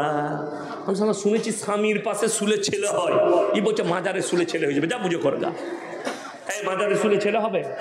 বড় কষ্ট লাগে। শুনে নেন, কিতাব আমাদের নয়, কোন দেওবন্দি মৌলবীর নয়, কোন আহলে হাদিস মৌলবীর মুহাদ্দিসের নয়। দুটো দুজনার ফতোয়া বলছে। একটা হচ্ছে ফুরফুরার দাদা হুজুর, তার ফতোয়াই লিখেছে মেয়েদের মাজারে যাওয়া হারাম। আহমদ রাজা বেরেলবি ভাইদের সব থেকে বড় মৌলবি, কিতাবের নাম ফতোয়ায়ে রিজভিয়া, খণ্ড নম্বর 24, পৃষ্ঠা নম্বর 497। তিনি লিখেছেন দুটো মারাত্মক কথা। একটা হচ্ছে মেয়েদের মাজারে যাওয়া তো দূরের কথা, নিয়ত করাটাও হারাম। তাহলে মাজারে যেগুলো সিজদা দিচ্ছে ওগুলো কোথাকার মা? মা বোন তোমাদের। নাম্বার 2, তাজিয়া করা, মিথ্যা কবর বানিয়ে সেখানে কি করা? মঞ্জিল মাটি করা। একটা মানুষের কটা কবর? কথা বলে না? কটা কবর আপনাদের দেশে হয়? একটা। কিন্তু আমাদের দেশে জানেন একটা মানুষের কটা কবর? শেষ নাই। হযরতে হোসেন রাদিয়াল্লাহু তাআলা আনহু শহীদ হয়েছেন কোথায়? কারবালায়। কারবালাটা কোথায়? হরিহর পাড়ায় তো নাকি? তবে কোথায়? আর আপনাকে দেখিয়ে দেবো, হরিহর পাড়ায় মঞ্জিল মাটি হচ্ছে, ভাকুড়িতে হচ্ছে, বেলডাঙ্গায় হচ্ছে, আপনার পলাশিতে হচ্ছে, নবদ্বীপে হচ্ছে, কানলায় হচ্ছে, যত জায়গা নিবে। 3টে দেশ, ভারত, বাংলাদেশ আর পাকিস্তান, এই দেশে এতগুলো হযরতে হোসেনের কবর আছে। হযরতে হোসেন শুয়ে শুয়ে ভাবছে, আল্লাহ আমার এত কবর কি করে হলো? আমি তো মাল এইখানে আছি, ওইখানে কি করে মঞ্জিল মাটি হচ্ছে? নাউজুবিল্লাহ। আহমদ রাজা বেরেলভি বলেছে মিথ্যা কবর বানিয়ে তার মঞ্জিল মাটি করা, ফাতিহা করা শরীয়ত সম্মত হারাম। এটা আমাদের কোনো মৌলবি বলেনি, আহমদ রাজা বেরেলভি বলেছে। আমার বন্ধুগণ, আমি দায়িত্ব নিয়ে বলছি, শুনে রেখে দেন। আপনার সঙ্গে যার দেখা হবে যদি মুসলমান হয় সালাম দিবেন, জোরে বলুন ইনশাআল্লাহ, আসসালামু আলাইকুম। এই মৌলবিরা বলছে বেরেলভি ভাইদিকে, এদের মৌলবিকে সালাম করো না, অথচ তারা রাস্তায় দেখা হলে আমাদের সঙ্গে ছুটে এসে মুলাকাত করে। তারা নিজেরা আমল করে না আর সাধারণ মানুষকে বিভ্রান্ত করছে। আর আমি আপনাকে বলছি, বেরেলভি মৌলবি হলেও গিয়ে বলবেন আসসালামু আলাইকুম ভাই, কেমন আছেন? কেন? এটা আপনার নৈতিক দায়িত্ব। কেন? আপনি বুঝতে পারছেন এটা মুসলমান। এরপরে তার আকীদা যদি আপনি প্রকাশ্যে পেয়ে যান এ মুসলমান নয়, এর আকীদা গোলমাল, তখন আপনাকে তার কাছ থেকে অ্যাভয়েড করতে হবে। আমার ভাই, সবাই আমরা শিরক থেকে বাঁচবো, জোরে বলুন ইনশাআল্লাহ। আল্লাহ আমাদের সকলকে বাঁচা। এরপর আমি একটা কথা বলবো, আমার বন্ধুগণ, তিনটে জিনিস যদি দুনিয়াতে আপনারা রেখে যেতে পারেন, কিয়ামতের সকাল পর্যন্ত নেকি পৌঁছাবে। জোরে বলুন সুবহানাল্লাহ। কটা বললাম? তিনটে। নাম্বার 1, সেটা হচ্ছে নেক সন্তান। নেক সন্তান। এই আলেমদিকে যেদিকে দেখছেন, এরা নেক সন্তান রেখে গেছে। এদের আব্বার, আপনি বলুন তো, ইনার কিংবা আমার আব্বাজি মারা গেলে জানাজার নামাজ কে পড়াবে? ইমাম না আমরা? আমরা নিজেরা। আপনি এমন যোগ্যতা হাসিল করুন, সন্তান তৈরি করুন, আপনি মরে যাওয়ার পরে আপনার সন্তান যেন আপনার জন্য দোয়া করতে পারে, দান খয়রাত করতে পারে, আপনার জানাজার নামাজ পড়াতে পারে। নেক সন্তান রেখে যাওয়া একটা বড় সদকা। নাম্বার 2, সেটা হচ্ছে আল্লাহর রাস্তায় খরচ করা। কোন মসজিদ, সেখানে কাজ হচ্ছে সিমেন্ট দেওয়া। কোন মাদ্রাসা, সেখানে পাথর দেওয়া, রড দেওয়া, সিমেন্ট দেওয়া। এ হচ্ছে মারাত্মক সদকা। কিয়ামতের সকাল পর্যন্ত আপনি কবরে শুয়ে শুয়ে নেকি পাবেন। জোরে বলুন সুবহানাল্লাহ। নাম্বার 3, খায়রুকুম মান তাআল্লামাল কুরআন আল্লামাহু। যারা ইলম হাসিল করে এবং অপরের কাছে পৌঁছে দেয়। এই মাদ্রাসার শিক্ষক, এই মাদ্রাসার ছাত্র, আপনি জানেন এই মাদ্রাসাটা শুধু মাদ্রাসা নয়, এটা হচ্ছে একটা পাওয়ার হাউস। এখানে ট্রান্সফরমার তৈরি করা হচ্ছে। এই বাচ্চারা তৈরি হবে, সমাজের বুকে আলো ছড়াবে। যেদিকে আমাদিকে দেখতে পাচ্ছেন, আমরা আসমান থেকে পড়িনি, সোহেল ভাই আসমান থেকে পড়েনি। এই মাদ্রাসায় আমাদের শিক্ষক আছে। আমরা মাদ্রাসা থেকে উঠে আসা একটা ছাত্র, মাদ্রাসা থেকে উঠে আসা একটা মুকাররির। এই আলেম যেদিকে দেখছেন, এরা সবাই মাদ্রাসা থেকে পড়ে আসা। আর শুনে রেখে দেন, এই মাদ্রাসা শুধু মাকসাদ আলেম তৈরি করা নয়, হাফেজ তৈরি করা নয়। এই মাদ্রাসার মূল মকসদ হচ্ছে কওমের উপরে কোনো যদি আফত আসে, কওমের উপরে কোনো বিপদ আসে, সব থেকে প্রথমে আলেমরাই ঝাঁপিয়ে পড়বে। আজকে এই স্টেজে মানিক বাবুকে ডাকার উদ্দেশ্য কি? উদ্দেশ্য একটাই, যে মানুষকে বুঝিয়ে দেন, মানুষ যেন ভয় না খায়, মানুষ যেন বিভ্রান্ত না হয়। ওই কারণে আমরা মানিক বাবুকে ডেকেছি। ওই জন্য মানিক বাবুর কাছ থেকে একটু সালাহ নিলাম, একটু পরামর্শ নিলাম। এটাই উদ্দেশ্য। কেন? আমাদের আলেমদের কাজ, এই মাদ্রাসার কাজ। এই মাদ্রাসা থেকে স্বাধীনতা সংগ্রামী, ইংরেজদের বিরুদ্ধে প্রথম জিহাদ, এই মাদ্রাসার তালবিল, এই মাদ্রাসার আলেমরা, এই মাদ্রাসার বুনিয়াদ রাখা হয়েছে। ইংরেজদের বিরুদ্ধে যুদ্ধ ঘোষণা এবং দিন প্রচার করা, মানুষকে দিনের দিকে টানা। আজকে সবাই হাত তুলে বলুন, আমরা কোরআনের সঙ্গে সবাই সম্পর্ক রাখবো। হাত তুলে বলুন তো ইনশাআল্লাহ। গরুর মাংস খাও নাই? খাওয়ার নাই? গলার আওয়াজ কই? নিমন্ত্রণ আছে ইনশাআল্লাহ। সকলে জোরে বলুন ইনশাআল্লাহ। হ্যাঁ, কোরআনের সঙ্গে সম্পর্ক। কোরআন মারাত্মক মুকাদ্দাস কিতাব। ইমানদারির সঙ্গে বলুন, নামাজ ক ওয়াক্তের বাবা? সবাই পড়বেন, হাত তুলে বলুন ইনশাআল্লাহ। নবীজি বলেছেন, যার নামাজ নাই তার মধ্যে ইসলাম নেই। আল্লাহ তাআলা কোরআনে বলেছেন, কিয়ামতের দিনে জান্নাতীরা জাহান্নামী দিকে জিজ্ঞেস করবে, তোমরা জাহান্নামে কেন যাচ্ছ? তারা বলবে, ক্বালু লাম নাকু মিনাল মুসাল্লিন, আমরা নামাজি ছিলাম না, জাহান্নামে যাচ্ছি। আমার বন্ধুগণ, আমি খালি আপনাদের মধ্যে থেকে 5 ওয়াক্তের নামাজে 5 জন আল্লাহর বান্দাকে দেখতে চাই। এই মাদ্রাসার কোরআনের মহব্বতে, তালবিল ইলমদের মহব্বতে 1 নম্বর 5,000 টাকা কে দিবেন? কোন আল্লাহর বান্দা দিবেন? তাড়াতাড়ি হাত তুলেন, আমি দেখতে চাই। মাশাআল্লাহ, উঠে আসুন, আমার সঙ্গে মুলাকাত করুন। কি নাম?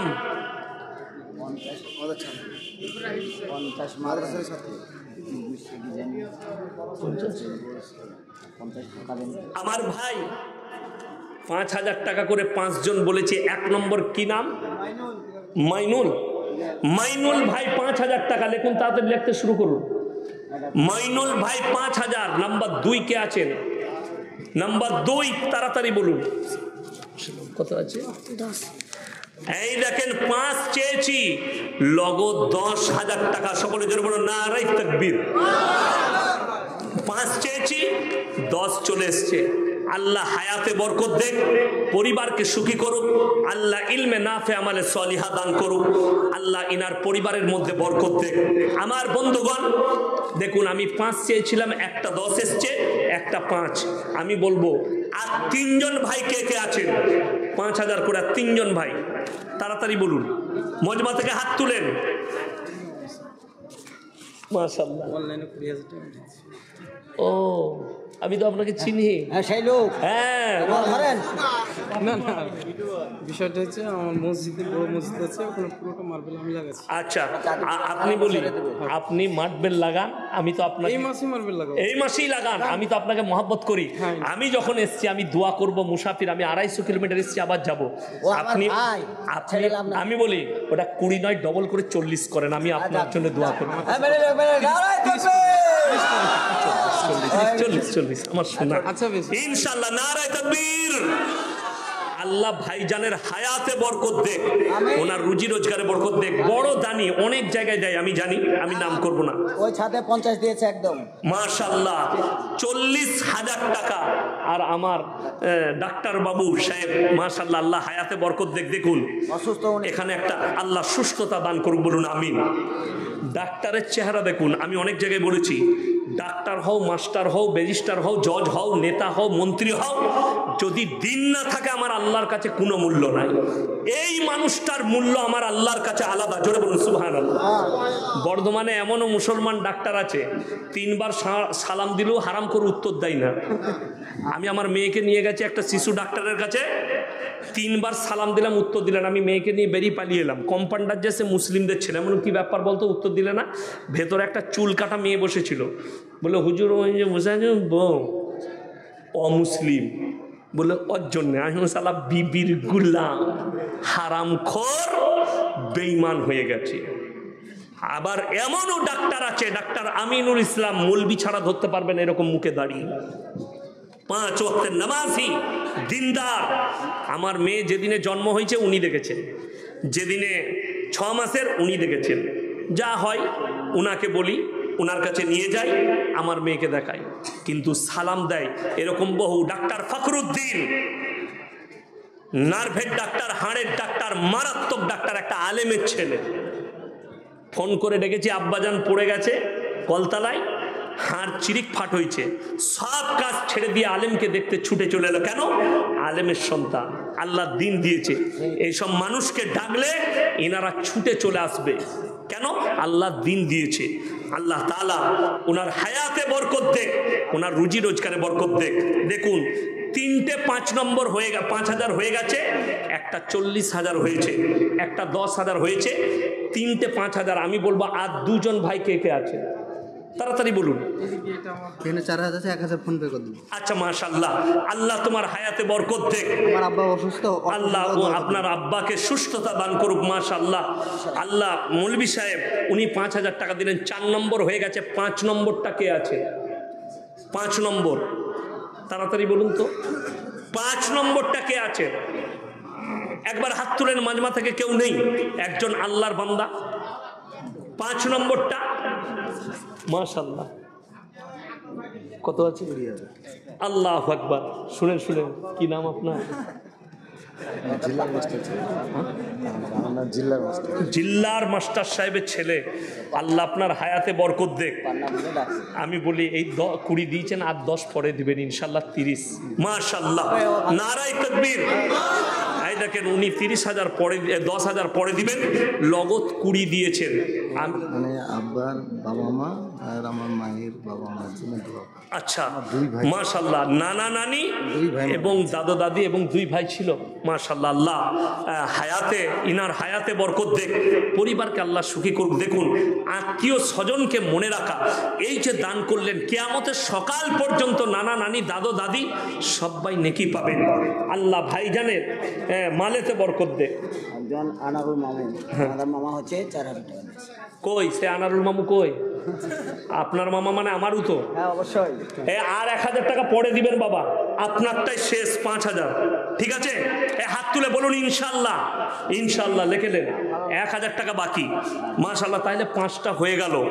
এরপর আমি বলবো, এইখানে স্টেজে এবং স্টেজের বাইরে এমন একজন আল্লাহর বান্দা আছেন যে কোরআনের মহব্বতে 50,000 টাকা দিবেন একজন।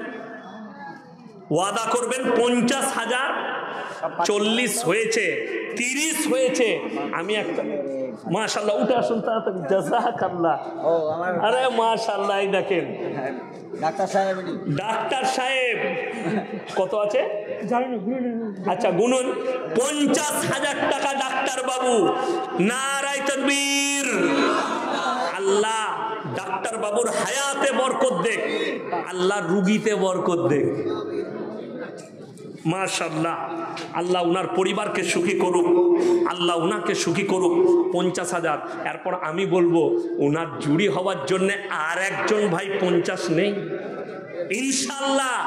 আমি জানি এটা মুর্শিদাবাদের মাটি।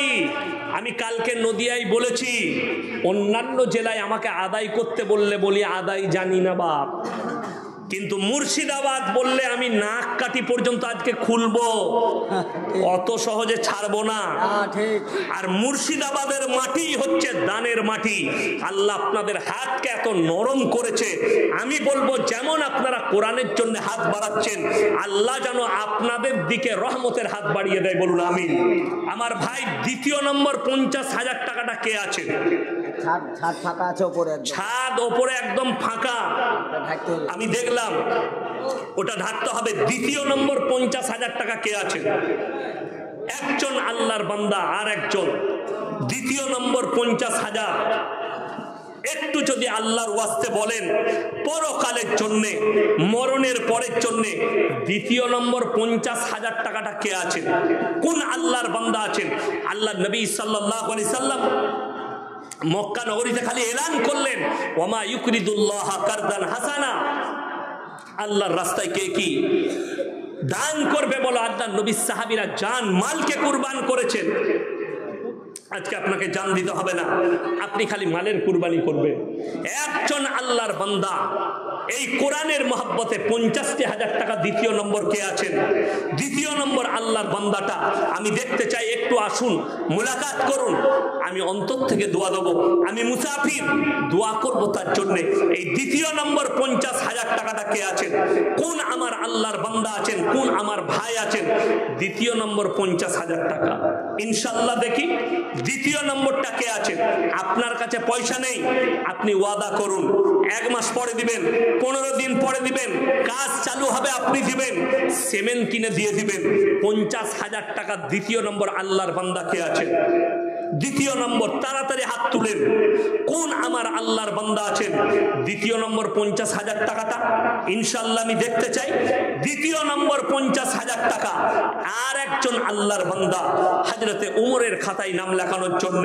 আপনারা জানেন আল্লাহ নবী বলেছেন, জাকিরা গচ্ছিত সম্পদ, কিয়ামতের দিনে মানুষ কাঁদতে শুরু করবে। আমি যদি আরো কিছু বেশি দান করতাম আমার জন্য মঙ্গল হতো। আমার বন্ধুগণ, আর একজন আল্লাহর বান্দা এই মজমায় কেউ নেই যে 50,000 টাকা ওয়াদা করবেন। আপনার কাছে এখন 10,000 আছে, 10,000 দেন, আপনি আস্তে আস্তে 50,000 দেবেন। এরকম একজন আল্লাহর বান্দা একটু হাত তুলে বলি, 50,000 টাকা কোন আল্লাহর বান্দা আছেন যে একটু হাত তুলে বলবেন যে এই কোরআনের মহব্বতে, ইসলামের মহব্বতে, রসুলের মহব্বতে, এই এতিম মিসকিন তালবিলিমদের মহব্বতে যারা ইলম হাসিল করবে, আপনার পয়সায় বিল্ডিং তৈরি হবে, আপনি কবরে শুয়ে থাকবেন, নেকি পেতে থাকবেন। আমি বলবো দ্বিতীয় নম্বর আল্লাহর বান্দাটা কে আছেন? 50,000 টাকা দ্বিতীয় নম্বর কেউ নেই। আমার বন্ধুগণ, আমার ভাই একটু হাত তুলেন। আমার ভাই কত? 1,000 নগদ। আচ্ছা 1,000 নগদ আবু তালিব ভাই, আর 4,000 বাকি। উনি 5,000 টাকা দিলেন। মাশাআল্লাহ, আল্লাহ দানকে কবুল করুক, নেক নিয়তকে আল্লাহ পুরো করুক। আমার বন্ধুগণ, 50,000 টাকা দ্বিতীয় নম্বরটা কেউ নেই বা? ইনশাআল্লাহ দেখি। 30 হয়েছে, 20 হয়েছে, 40 হয়েছে, 50 একটা হয়েছে। আমি বলবো আর একটা 50 কে আছে? আর একটা আমার ভাই, আর একটা 50 হলে ইনশাল্লাহ হয়ে যাবে। আর একটা 50 কে আছে? কোন আল্লাহর বান্দা আছেন? আর একটা 50 ইনশাল্লাহ। আর একটা 50 কেউ নেই। আমার আল্লাহর কোনো বান্দা নেই যে 50টা দিবেন। আর একজন 50,000 টাকা, আল্লাহর ওয়াস্তে পরকালের জন্যে, মরণের পরের জন্যে কবরটা যেন আমার সুন্দর হয়। আর একজন আল্লাহর বান্দা কেউ দাঁড়িয়ে বলুন যে 50,000 টাকা দিবেন, এই কোরআনের মহব্বতে দিবেন, আল্লাহর মহব্বতে দিবেন। একটু আমার সঙ্গে হাতটা মিলিয়ে যান, একটু হাতটা তুলে বলে দেন যে আমি ইনশাল্লাহ আছি। 50,000 টাকা দেবেন পরকালের জন্যে, মরণের পরের জন্যে। কবে চলে যাব জানি না। কেউ আছেন এরকম আল্লাহর বান্দা? আমার বন্ধুগণ, আমার ভাই, কোরআনে পারা কটা আছে বাপ? কথা বলেন। 30টা পারা আছে।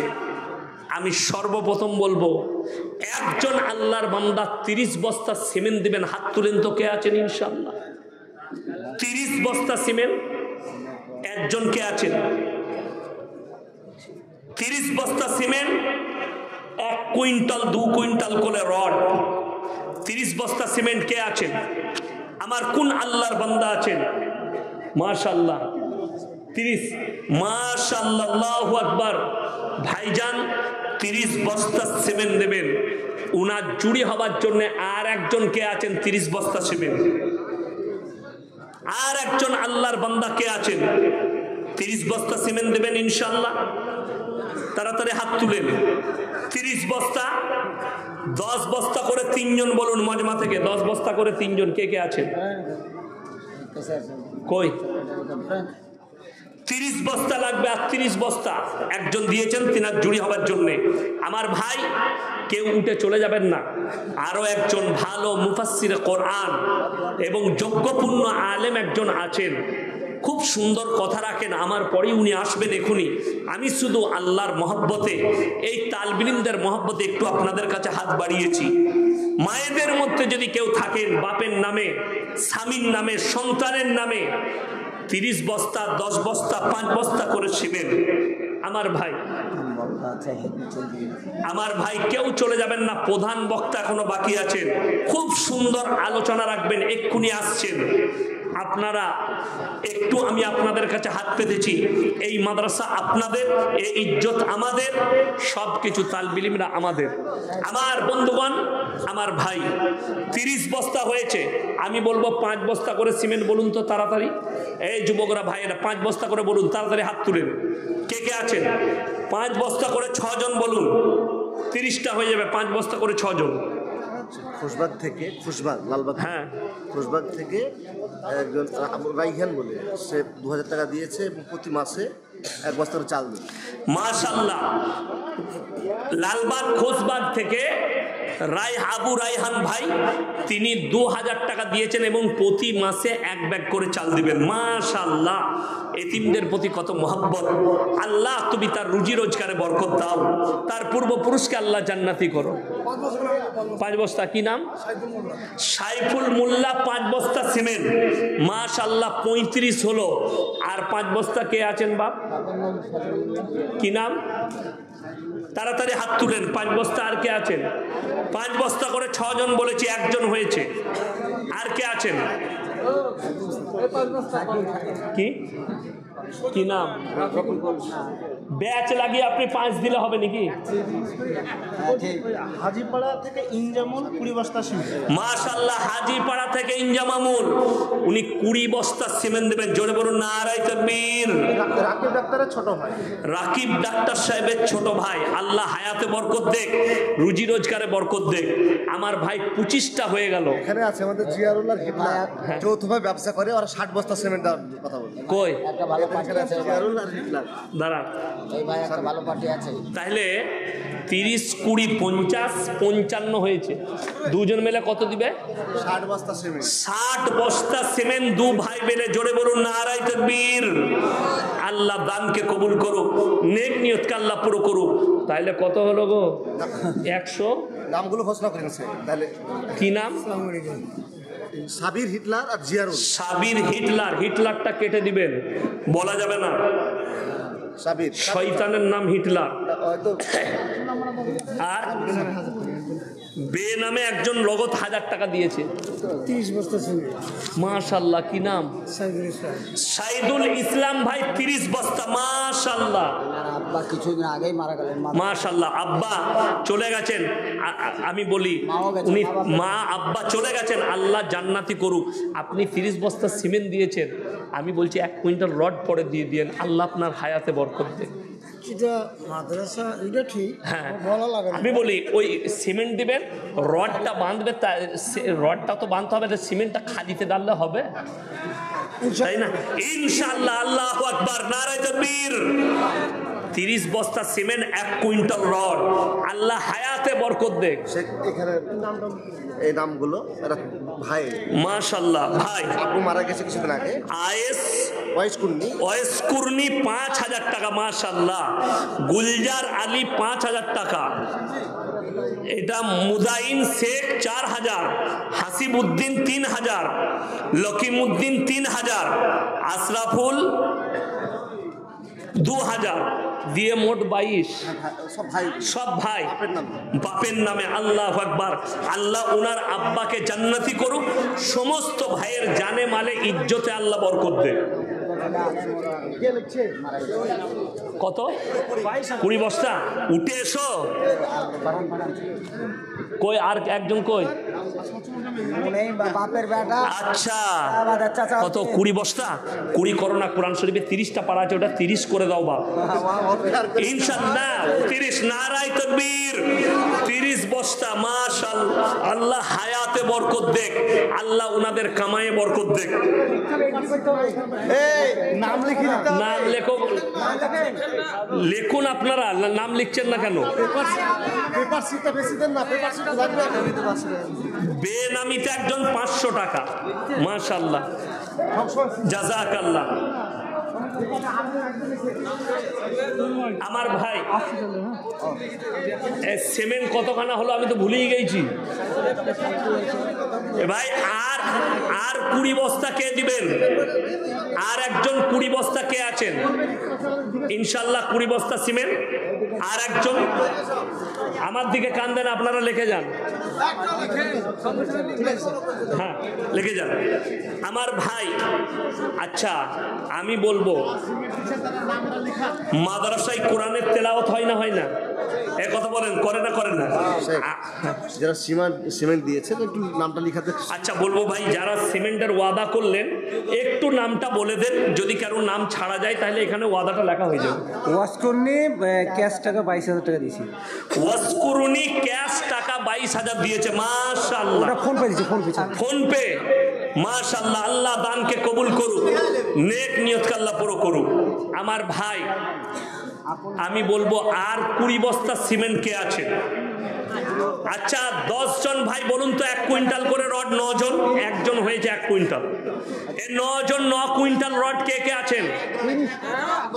9 জন ভাই 1 কুইন্টাল করে রড বলুন তো, 9 জন কে কে আছেন?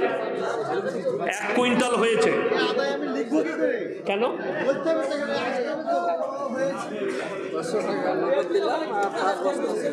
কি নাম? লিখুন জিয়ারুল শেখ 5 বস্তা সিমেন্ট। জিয়ারুল শেখ 5 বস্তা সিমেন্ট, লগত 500 টাকা। মাশাআল্লাহ, আল্লাহ দানকে কবুল করুক। ওই পিতার নামটা বলো তো বাবু।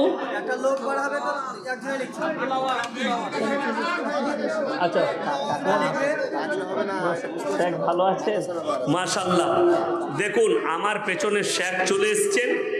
বিয়াদবি ওনার কাছে আমি ক্ষমা চেয়ে নিচ্ছি, যেহেতু মাদ্রাসা একটু চেয়ে নিচ্ছি আপনাদের কাছে সময়। তো আমি বলবো বাবা, 9 জন ভাই 9 কুইন্টাল রড দেন তো। 1 কুইন্টাল হয়েছে, 30 ব্যাগ সিমেন্ট, 1 কুইন্টাল রড।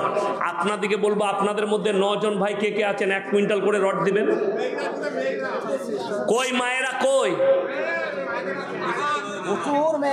মায়েদিকে বলছি, মায়েরা, মায়েদের কাছে কমিটির ছেলে পাঠান তো, কাগজ নিয়ে কেউ পাঠান।